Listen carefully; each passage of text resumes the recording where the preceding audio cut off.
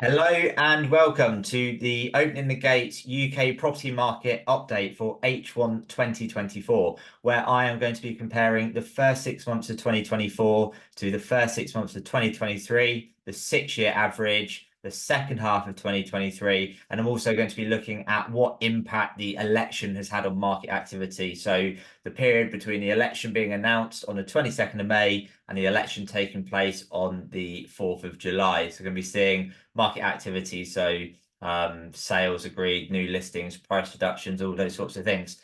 In my next installment, which will come out in August, I'll be reviewing the July property market and what impact the Labour landslide victory would have had on the property market a month from now.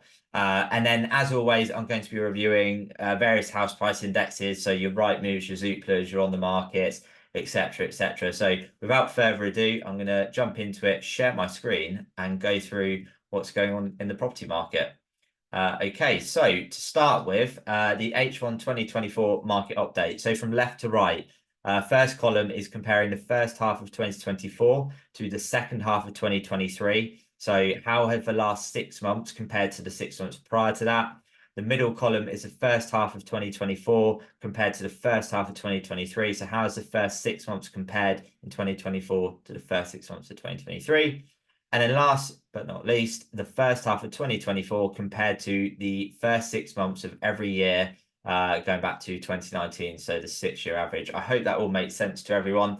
And I like to do it over half a dozen years because you've got all sorts of different markets in there, from a little bit of pre-COVID, the deep depths of COVID, post-COVID, and also interest rate rises, all sorts of different combinations. There are perhaps some things where it said, oh, but we must not compare that to that time period or that year because X happened. There's always something going on politically or economically that could impact the market, from Brexit to COVID to mini budget fallout in 2022 to a Labour landslide victory. So just going to compare apples with apples. So to start with, on the market, that means properties that are for sale. There has been just under a 5% increase in the number of properties for sale in the first half of this year compared to the back end of last year. So more choice, as seems to be a common theme for buyers, but that's increased competition for sellers. So got to make sure that you are pricing correctly to attract those buyers who have a lot more choice.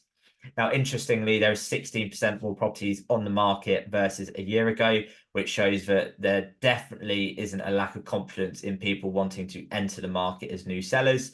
So things like the election, interest rates remaining high compared to recent years is certainly not putting people off. And then across the 6-year average, almost up 16%. So there is definitely more property entering the market than there was. Now, it could be a combination of things. There is also the consideration that there'll be people coming off 2, 3, 5-year fixed rates, which are going to be considerably higher now than they were when they got those mortgages, and maybe they overpaid, over borrowed, and they're now deciding to actually downsize, for example, on their mortgage.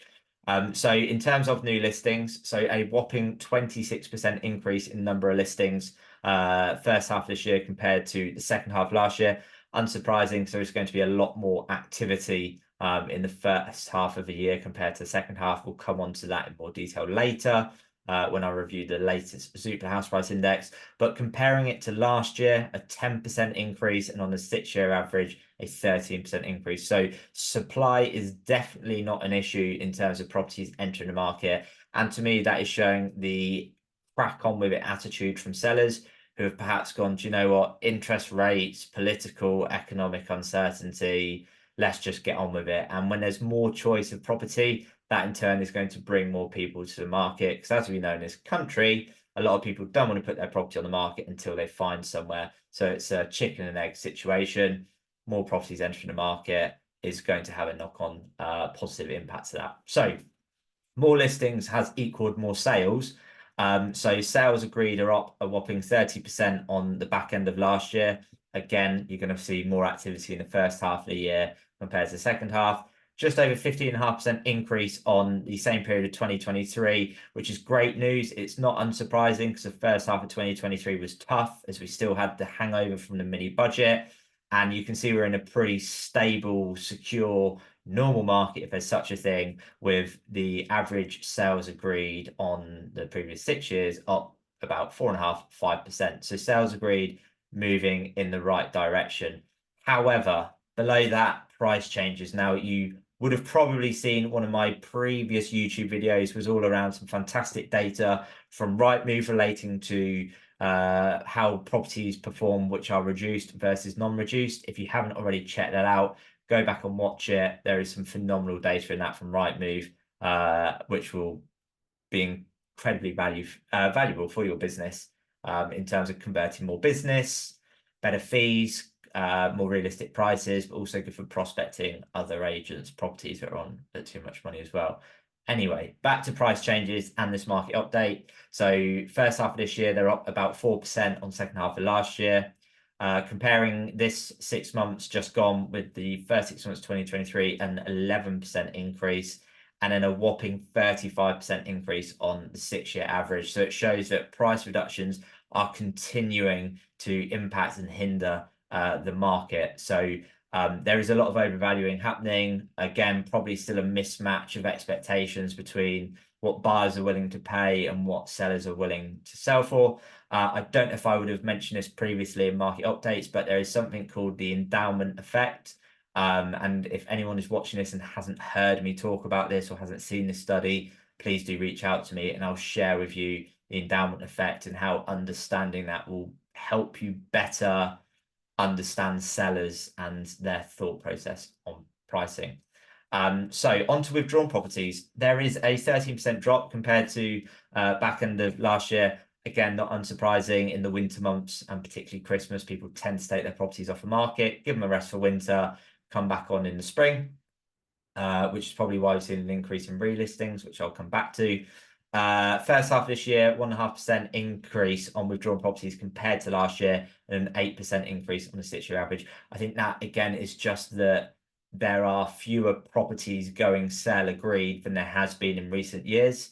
If you don't sell, you're withdrawing from the market. Again, price reductions are on the increase.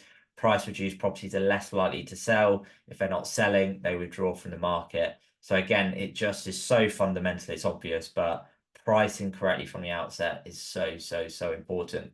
And then fall throughs up on the second half of last year by 3.5%, up on the first half of last year by 8.5%, and up just over 3% on the 6-year average. There's been more fall throughs, perhaps, again, ongoing uncertainty in political and economic climates. If someone gets a bad survey, not quite sure if interest rates change a bit, maybe they're pulling out of transactions. But also because there's more choice, if a seller can't complete the upper chain, let's say, the buyer might withdraw, the seller falls through, they go and buy somewhere else. So I'd probably say it's an each market update, but shout out to Brian Mansell and Gazelle. I've been looking at fall through rates recently. I think the average UK fall through rates, give or take, it's around 25%, so 1 in 4. There's some agents I'm working with who have got single digit fall through rates, and they're very much using reservation agreements and Gazelle. So do go check out Gazelle and Brian Mansell if you don't already know who they are or working with them. And then relisting, so properties re-entering the market, 19% up on the back end of last year, 21.5% up on the first half of last year, and 24% up on the 6-year average. So as the market is getting tougher, properties taking longer to sell, more price reductions are happening, sellers are becoming frustrated with estate agents, and we're going back to that pre-COVID era of changing. Now, I need to try and get this right off the top of my head. Really interesting data from 20EA. I think said the last 12 months, I think 18% of properties entering the market were switching from one estate agent. And I think that was split in half. Some of those were literally off from one agent on with another, and the other half were going multi-agency. So some interesting stats there. I think what they also said was that means 82% of properties that entered the market in the last 12 months had not been on in the last 5 years. So to flip that, I think they said that 69% of those of the 82%, beg your pardon, 82% of properties which were fresh to the market, they weren't the 18% that had changed agents or gone multi. Of the 82%, 69% of those have not been on the market in the last 5 years. So there's two ways of looking at that. One, you've got to have an off-market strategy in place. Typically, 90% of people are not looking to move. So if all your content is around on-market prospecting, you're missing a trick. In terms of what off-market prospecting looks like, there's so many different things you could do, from anniversary campaigns, VIP buyer campaigns, new to market, recently sold, quarterly market updates. If you want to find out more about leveraging direct mail, social media, and various techniques, strategies, very happy to run that through with you. And then the other way of looking at it is that 69% have not been in the last 5 years. That means 31% have. So 31% of properties, if I've read it rightly, are coming back to market within 5 years. And I think similar data from 20A and Spectre is around about 50% of withdrawn properties are coming back on within a year or two. So if you're not targeting withdrawn properties, do go out and target them, and don't just send generic letters saying, we see you withdrew from the market. If you're thinking of selling in the future, call us. Actually do something specific in targeting them, and have a repetitive process on that as well, because it might take them 1 to 5 years to come to market. If you're writing to them once a month, once a quarter with informative updates, you're going to win that business second time round. So if you want to find out more about withdrawal strategies, reach out to me. And again, it's not surprising that relisting is on the rise. I think that, again, last 12 months, around 52-53% of properties that are coming to market are actually ending up selling. So there is pretty much a 50% failure rate, or a flip of a coin chance of actually selling. So again, if you want to know exactly how to target on market properties, switch your strategy, get in touch with me. Very happy to help there. Right, so on to the next page. So new listings, average asking price. So from left to right, we've got the first half of 2023 at 424,000. Second half of 2023 dipped a little bit to 416, and in the first half of 2024, the average asking price of new listings was about 440,000. So it shows that there has been a renewed optimism and confidence in the market, with average asking prices on the rise. There, what we do need to remember is that the properties at the lower end of the market tend to have a higher propensity to move, and if only 52-53% of properties are actually going through to sell, got to remember the average asking price of new listings is only half the story. Just on that theme of new listings, pounds per square foot, it was 361 in the first half of 2023, dropped down a little bit to 358 in the second half of 23, and the first half of this year, the average pounds per square foot across the UK was £375 a square foot. Now on to sales agreed. So sales agreed in the first half of 2023, average asking price was just over 356,000. The second half of 2023, it was just below 350,000, so a slight drop there, and then a bit of a return in the first half of 2024, where it sits at £361,000. So you can see there's a slight increase there in the average asking price of sale agreed year on year. But if you compare it to the average asking price of new listings, there's a bigger gap there, which shows, again, sellers perhaps asking a little bit too much to start with. Average pounds per square foot, so started at 331 the first half of 23, bit of a dip of the second half of 23 at 327, and then first half of 2024, £339 a square foot. If you want to find out more information on average pounds per square foot and how to use that in the living room, blog, social media, print marketing, how to use it effectively, again, give me a shout. I know I've said that about half a dozen times now, but I'm just eager to add as much value as I can to the people watching this. I think I might have said this before, but a lot of agents, maybe the public, can get a bit caught up on pricing when it comes to the housing market. You know, the confidence in the market is if prices are up or if prices are down. Well, as an example, during 2023 with a mini budget hangover, yes, the market dropped down a little bit, and I'll go through that shortly, but it was actually transactions that dropped by 20% or whatever it was. So it wasn't that pricing dropped, which a lot of people thought would be the case. Momentum stopped, and a lot of discretional movers decided to sit tight and not move in the market. So the reason I'm sharing that is we're now going to look at net mortgage approvals for house purchases and a number of monthly property transactions, which is from HMRC. So mortgage approvals continue to move in the right direction, getting their way back up to a more solid number of 60,000 mortgage approvals for house purchases per month. So they've either risen or gone steadily for what's that? 1, 2, 3, 4, 5, 6, 7, about 8 months in a row now. When you think of where interest rates are at compared to 2 years ago, or 2.5 years ago, pretty solid effort and very resilient. So imagine where mortgage approvals will be once the base rate does come down. So just on that, the Bank of England base rate, if I just go to my second screen, because I saved this earlier, Bank of England base rate at the time of recording this has paused 7 times in a row at 5.25%. Yes, it's at its highest point for 16 years, but just remember between 2009 and 2022, you had sub 2% base rate. That had never happened before in the 330-year history I've got on the Bank of England base rate. The average across that period is more like 6%. And in the last half a century, it's nearly at double digits. So just something to bear in mind there. So it's paused 7 times in a row. 3 times in a row now, nobody in the 9-person voting committee has voted to increase. And the last 2 times, people have, I think 2 people in the committee have voted to reduce. So there's a good chance that the rate is going to reduce in August.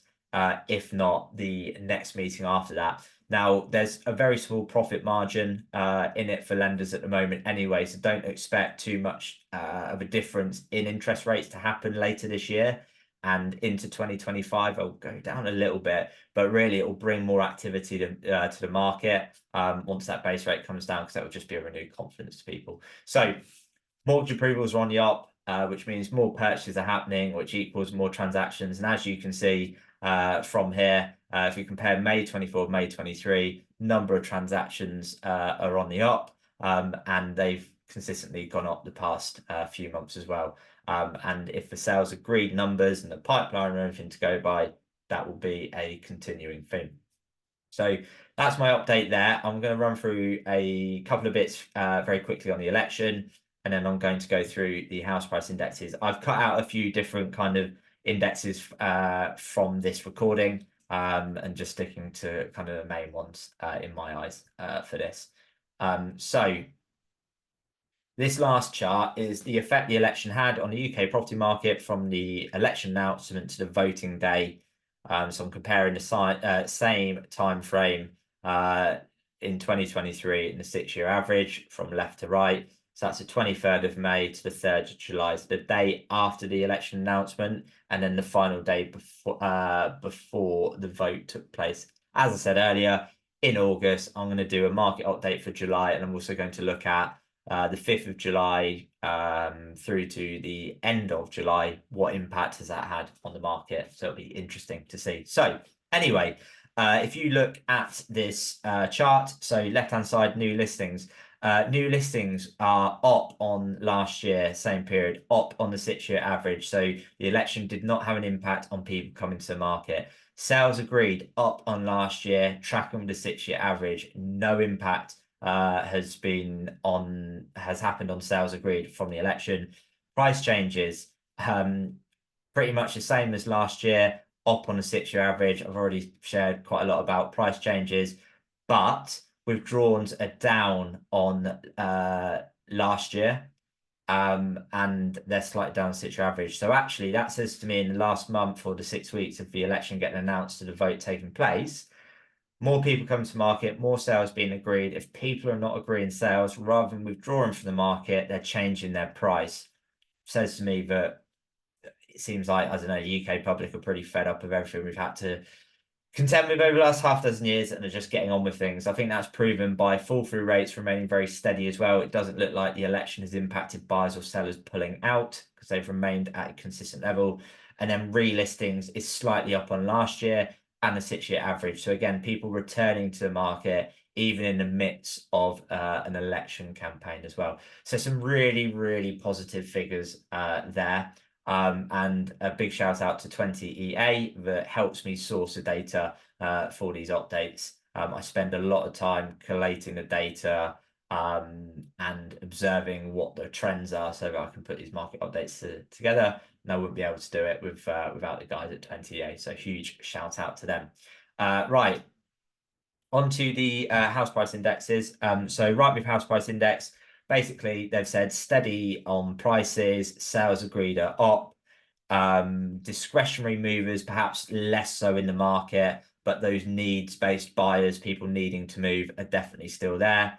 I would have said this previously, but 14,000 people were surveyed by Rightmove before the election, and 95% of them said it made no impact on their moving plans in the next 12 months. So again, a get on with it attitude. And then if we look at interest rates, the average 5-year fixed mortgage rate is 5.04%. It was 4.94% in January. So again, people sat waiting for prices to go down or rates to go down. They'll be sat there waiting for quite a while. The classic saying, the best time to buy was yesterday. So if I just scroll through a few bits here. So again, you'll see average asking price is steady. It has been the top of the ladder. The more discretionary movers that have been perhaps more impacted on price. I'm trying to think what the opposite of price growth is. Not seeing growth in the market. Struggling with my words there. And there's going to be less activity where those discretionary movers just sit tight and perhaps see what happens in the markets. So if I just scroll through this as well, average asking price trend continues to be on the up. I won't go through affordability trends. So far this year, there's not been a month where the Rightmove House Price Index has reported a drop in average asking price, so move in the right direction. Average stock per agent continues to climb with more sales being agreed, which is great. And the average time to secure a buyer is reducing as well. Again, price reductions, a non-reduced property sells in a third of the amount of time that a reduced property does. And a non-reduced property has a 20% higher chance of selling than a reduced property. Again, if you've not watched my reduced overview, go check out the YouTube channel for that. And that is the Rightmove House Price Index. So moving on to Zoopla. So again, they're showing year on year, pretty static on house prices with an interesting 8% overvaluation in the market. Sounds like a high amount, but when you compare it to 07, 08, and then the market in the early 90s, it's not actually too bad. I think they predict by the end of this year, but that overvaluation is going to reduce a little bit. This is a really interesting stat. 75% of expected house sales completed or are agreed and in the pipeline at the moment. So only 25% of the 2024 activity is yet to be done. So that's huge. And I think that just proves the point of if you don't have the result in 2024 that you were hoping for, it will be to do with the work you did or didn't do earlier this year. And the work that you're doing now will impact, or the work you're not doing now will impact on the results you have in 2025. So always have a viewpoint of 90 days time. One of the best pieces of advice I ever had in the estate agency was always look 90 days ahead. Don't get into that vicious cycle of prospect list sell where one happens at point A, one at point B, one at point C. Have a continuous flow there between prospect list sell. I think Ryan Serhant puts it beautifully. You've got to find business, keep business, do business. So put that on top of your page every day. Am I finding business? Am I keeping business? Am I doing business? Anyway, on to Zoop House Price Index. So stock at home for sales up 19%. New supplies up, sales agreed are up, buyer demand is up, all very positive. And if you think again where interest rates are right now, once we do get a couple of base rate drops, renewed confidence, I think these figures will continue to rise, which is very positive. Forecast for UK house prices, Zoopla saying 1.5% over 2024. So again, any buyers hesitant about buying now, they're waiting for prices to drop, interest rates to drop. Again, I've been saying this for 18 months now since the mini budget happened. I said I didn't think prices would fall off a cliff. And you know, again, I'm going to come on to that in a minute where prices are at from a land registry perspective. And then if I scroll down here, this is what I was talking about in terms of Zoopla saying about projected sales. So we're on course for 1.1 million. I think I predicted about a million, maybe 1.1 earlier in the year. So we've performed a lot better than I thought we would, but we're slightly off of 1.2 million 20-year average. But as you can see there, 3/4 of sales have already completed or they're in the pipeline.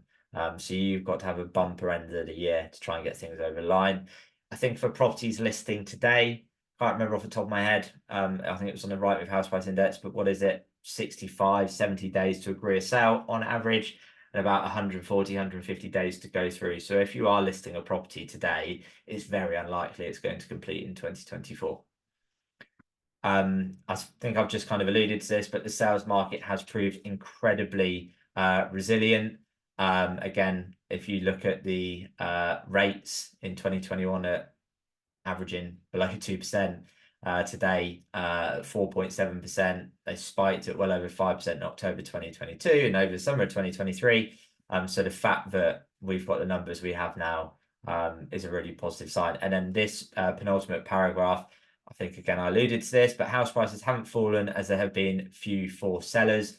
The loan to value when people have been buying in recent years have been stress tested for mortgages in the last 10 years. Our equity is a lot better than it was in 2008, 2009. So most simplistic way I can describe this for me to understand it is 08, 09. Let's say you bought a house for 100 grand. You owed all of a sudden overnight, you owed 120 on it and it was worth 80. So you were royally screwed. Whereas today, someone might have bought a house for 300. Sure, it might be worth 290, but they're putting down a 25% deposit. So their equity is pretty solid there. The other things to consider is unemployment has stayed historically low. I tracked that a long way back. And again, it's half of what it's been, if not a third of what it's perhaps been in some of the more difficult times. And we've had wage growth as well. So as much as there's been cost of living pressures, of course it has, and there are unfortunately some people in difficult positions. The majority of people have weathered the storm and are coming out the other side. So in terms of overvaluation, it peaked at 13%. It's at 8%, but I think that's going to return to a more normal zero level by the end of the year. But as you can see here in 07, 08, they're about 53% overvalued, which is insane. And then in the early 90s, they're pretty much double in terms of overvaluation, which is just insane. The other thing just to consider from the 08, 09 market to where we are now, in 08, 09, you had so many houses on the market for sale, forced sellers, and there was no one there to buy them because we're going through the great financial crash. Whereas now, yes, you've got an increase in stock to the market, but there's not the distressed sellers that there were in 08, 09. And there's definitely buyers in the market, even with interest rates slightly elevated to where they've been in more recent years. But again, they're very much at a long-term average. I think that's it on Zoopla. With on the market, I think the main thing I want to run through on this is I've probably shared this before, but in their house on the market house price sentiment index, whatever it's called, interestingly, 23% saying they don't need a mortgage. Around about a third of property purchased in the UK are funded without a mortgage. So interest rates have not impacted them directly. What's interesting is around 27% of people surveyed hadn't even thought about it. So of course, no promoting conditional selling here, but asking the right questions around offering mortgage solutions to potential buyers or potential sellers. So again, how can you offer a full service? Can you charge them a fee on helping them buy, helping them sell, mortgage, conveyancing, but obviously doing it in the client's best interest? And if you're going to help them, why not charge for it as well? There's so many things we don't charge for in this industry that we should. I feel like I've missed something. Where is it? There we go. So May 2024, 41% of properties were selling in the first 30 days. So when people are saying, oh, market's not very busy or it's a bit quiet, properties priced and marketed correctly are selling, and 41% are selling in the first month. Mr. Seller, Mrs. Seller, would you like to be in the 41% but sell in the first month? Because data has shown, again, anyone watching this, reach out to me. I'll share this data with you.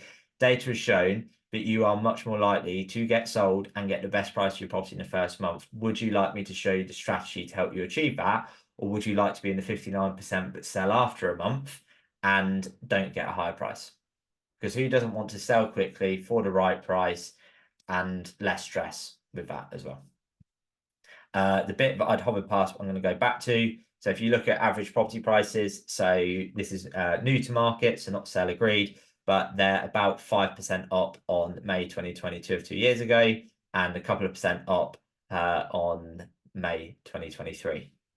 So positivity there on the pricing as well. So last few bits we're going to run through. UK House Price Index, this is from Land Registry, published on 19th of June, looking at April sales data. So in the month of April, the average UK property price was 281,000. That is a 1.1% increase on the 12 months before, and a 0.3% increase on the month before. So that is lag data. If you think something that's completed in April, probably went sale agreed towards the start of the year and probably went on the market towards the end of 2023. So it is showing the lag data and the most up-to-date data that I shared at the start, that prices are moving in the right direction.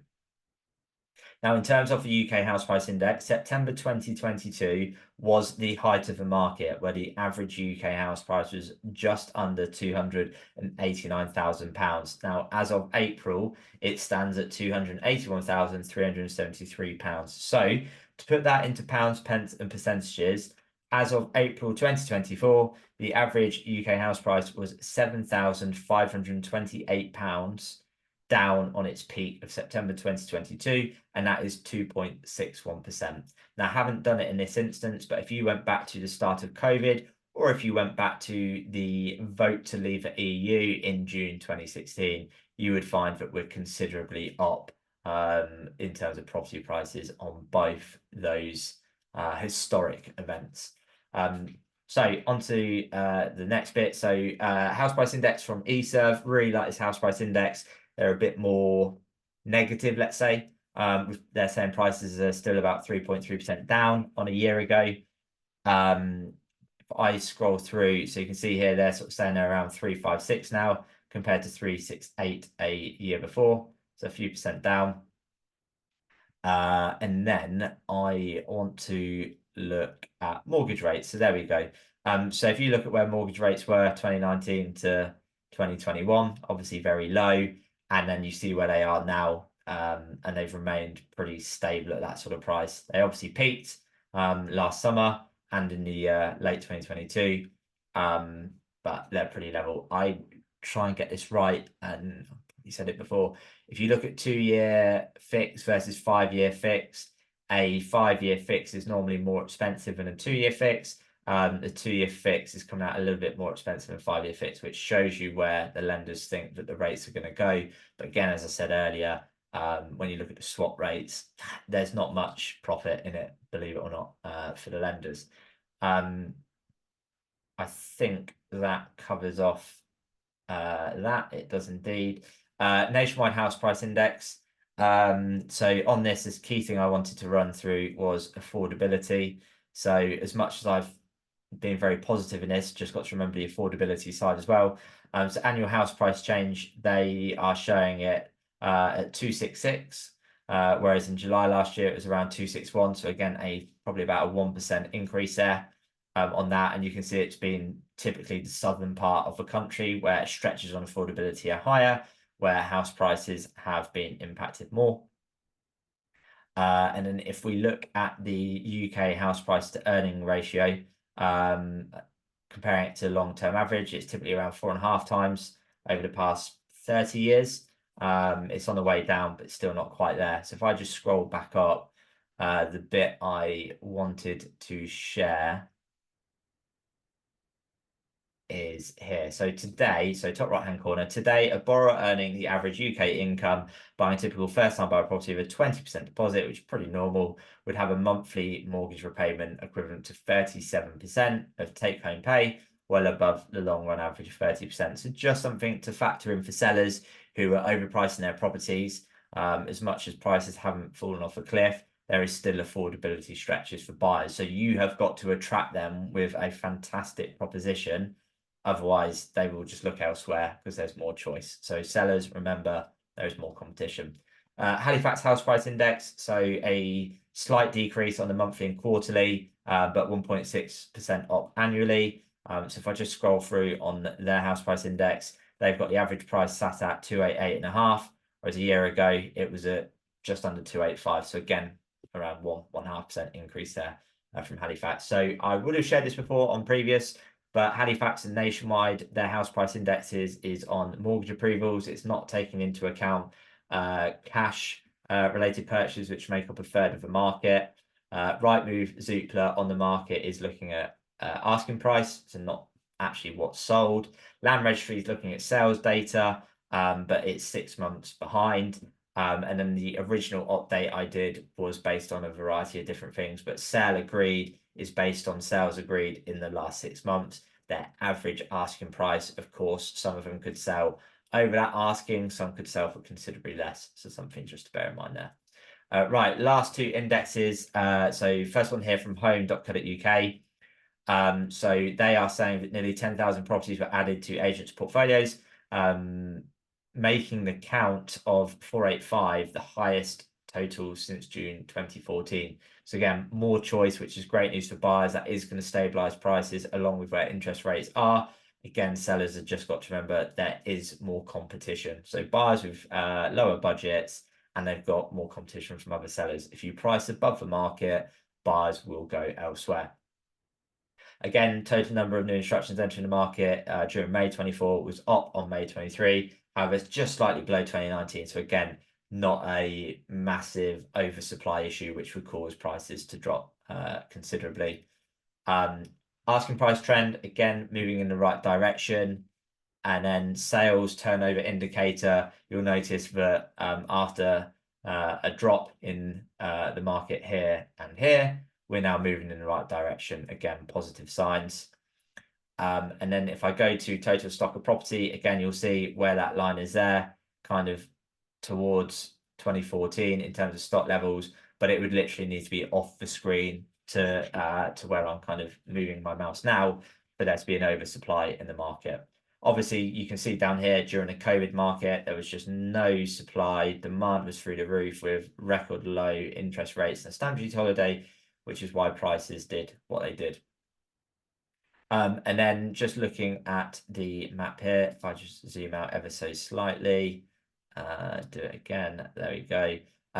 So again, this gives you a really good overview regionally of what's happening. In terms of monthly and annual change, home.co.uk are reporting a 0.5% increase. So across those various different house price indexes, what it's showing is pretty much prices of where they were a year ago. You know, you can get very uncertain markets where house prices are shooting through the roof or house prices have fallen off a cliff.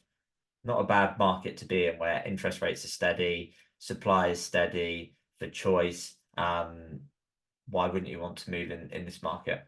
And then last but by no means least, get your words out, Simon. England and Wales sales market, February to May 2024 from the people at Bricks and Logic. I love their heat maps, and they're showing about a 2.3% increase in the property market as well. So all in all, if I just finish off and conclude, property market is in a really, really steady and positive place, which is great news considering all the stuff we've had going on over the past few years.